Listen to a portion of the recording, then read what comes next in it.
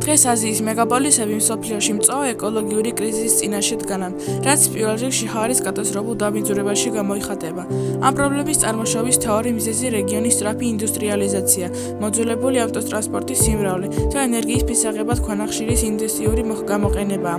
ქარხნებისა და გამონაბოლქვის შედეგად ქალაქებში ჰაერის ხარისხი ხშირად დასაშვებნი ნორმას ათეულობით აღემატება.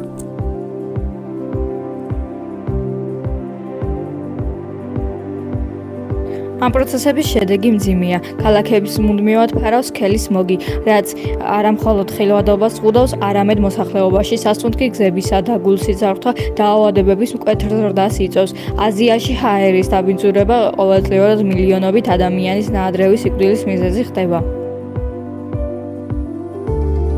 პრობლემის გადაჭრის გზები კომპლექსურ მიდგომას მოითხოვს. აუცილებელია ენერგიის განახლება წყაროებზე გადასვლა, საზოგადოებრივი ტრანსპორტის ელექტროფიკაცია და ქალაქებში მწვანე ზონების გაფართოება. მაგალითად, ჩინეთი და ინდოეთი უკვე აქტიურად დგამენ ნაბიჯებს ეკომეგობრული ტექნოლოგიების დასანერგად. მნიშვნელოვანია გვახსოვდეს, რომ ეკოლოგიური პრობლემებისთვის არ არსებობს ცნება სახელმწიფო საზღვარი. ჰაერის მასები და დაბინძურებული ნივთიერებები ქარის მეშვეობით თავისუფლად გადაადგილდებიან ერთი ქვეყნიდან მეორეში.